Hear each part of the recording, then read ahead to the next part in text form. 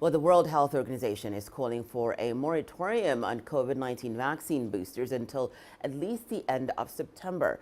WHO's head Tedros Ghebreyesus says the move will enable at least 10% of the population in every country to get vaccinated.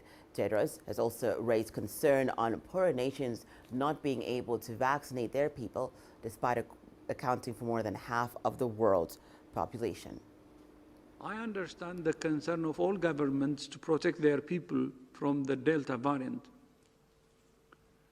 But we cannot and we should not accept countries that have already used most of the global supply of vaccines, using even more of it, while the world's most vulnerable people remain unprotected.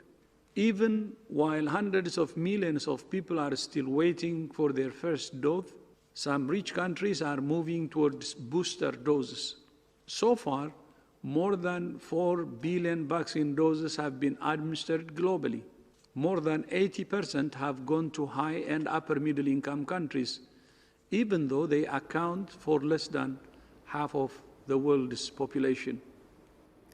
Meanwhile, the United States has rejected WHO's appeal for a moratorium on administering COVID-19 vaccine booster shots. White House Press Secretary Jen Psaki says the United States has sufficient supply to continue distributing shots abroad while also ensuring that every American can be fully vaccinated. We believe we can do both. We also, in this country, have enough supply to ensure that every American has access to a vaccine. We will have enough supply to ensure, if the FDA decides that boosters are recommended for a portion of the population, to provide those as well. We believe we can do both, and we don't need to make that choice. We're now joined by Dr. Bharat Pakhania, Senior Clinical Lecturer at the University of Exeter Medical School in Bath in the UK. Thank you so much for joining us, Doctor. What can you tell us about the vaccine booster doses and why they are being used?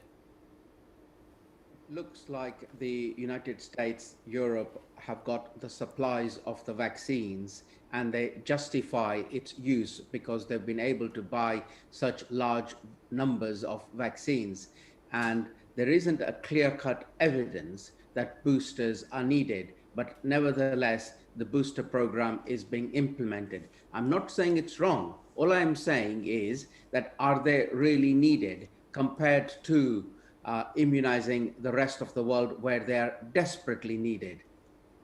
Doctor, why do you think, we've talked about it a little bit in our previous report, but why do you think the WHO is asking the West to stop administering the booster shots?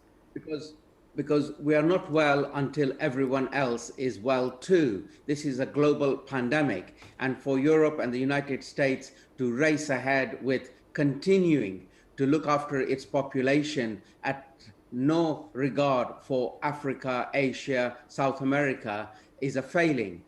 Remember, there is little evidence that boosters are needed, but there is a lot of evidence that a primary course of vaccines is desperately needed in Africa, South America, and Asia.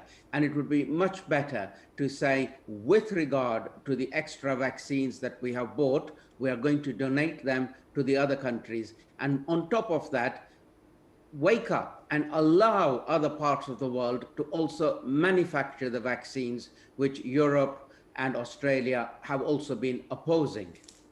Doctor, how do you foresee this vaccine booster campaign impacting vaccination across the African continent?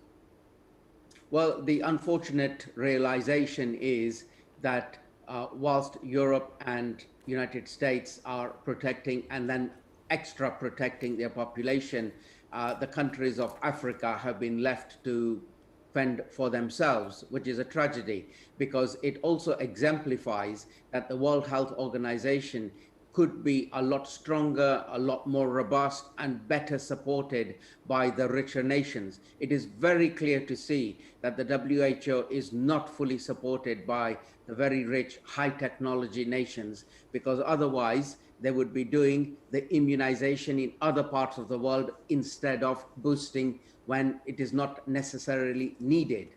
Thank you so much for joining us on the program, Dr. Pakhania. Dr. Bharat Pakhania, Senior Clinical Lecturer at the University of Exeter Medical School in Bath, the UK.